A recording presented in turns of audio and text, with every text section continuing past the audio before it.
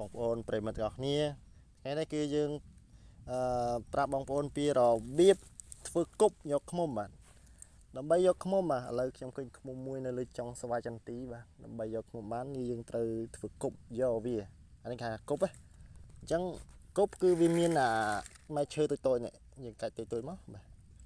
ហើយនឹងម៉ែឈើស្រស់បាទនេះម៉ែឈើស្រស់តូចៗដែរឃ្មុំតូចទេបងបាទឃ្មុំផ្លិតបើយើងអត់ធ្វើអញ្ចឹងទេគឺយើងអត់អាចយកឃ្មុំនឹងបានហូបទេព្រោះអីឃ្មុំយើងយកជាមួយនឹងផ្សែងគប់ដុតអានេះទៅយើងធ្វើមិនឲ្យវាមានផ្សែងណាបើមិនអញ្ចឹងទេគឺដឹងថាឃ្មុំតិចហើយបាទនេះធ្វើអញ្ចឹងហើយយើងត្រូវមានវល្លិបាទនេះវល្លិបាទបូចវល្លិវិញពីរអញ្ចឹងចាប់ដើមធ្វើអស់គ្នាបាទបងប្អូននេះតោះពីយើងដាក់រៀមឈើម៉ែឈើតូចៗនេះនៅក្នុងស្លឹកឈើនេះហើយយើងមូលយើងមូលរបៀបដូចគេមូលតាមជក់អញ្ចឹងណាបងប្អូនបាទឥឡូវមូលបានហើយនេះបងប្អូនគេអត់បាទនេះបាទអញ្ចឹងណានេះពីមុខពេលយើងអុចវានេះបាទបន្ទាប់ពីមូលបានហើយគឺយើងចងវហ្មងបាទនេះចងអញ្ចឹងណាបងប្អូនដល់ពេលបងប្អូនជួបឃ្មុំអត់ដឹងធ្វើម៉េចបានឃ្មុំហូបឥឡូវខ្ញុំប្រាប់របៀបធ្វើគេគប់យកឃ្មុំបាទគឺធ្វើអញ្ចឹងណាបងប្អូនធ្វើបែបនេះបាទនេះហើយគេហៅគប់អ្នកស្រុកស្រែគឺគាត់ស្គាល់មិនអ្នកទីក្រុងគាត់អត់ស្គាល់ទេបាទឥឡូវគប់យើងធ្វើរួចរាល់ហើយបាទបងប្អូននេះបាទតោះឥឡូវទៅយកឃ្មុំទាំងអស់គ្នាបាទនេះមកដល់ឲ្យឃ្មុំបាទនេះលើចុងស្វាយចន្ទីនេះបាទឃើញអត់បងប្អូននេះហើយគឺឃ្មុំណាឃ្មុំផ្លិត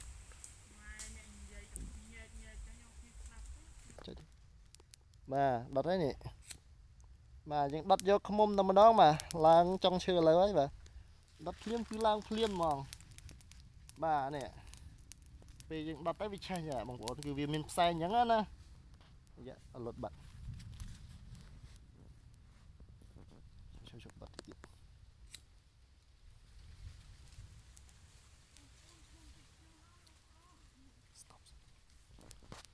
ពីបងអត់និយាយបាទនេះហើយបាទនេះហើយកប់បាទឥឡូវយើងចាប់ដើមឡើងហើយបាទ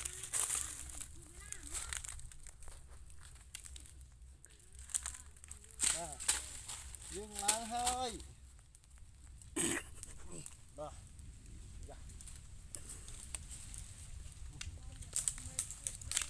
បាទបងប្អូនបើឃ្មុំតិចអីចាំជួយខ្ញុំផង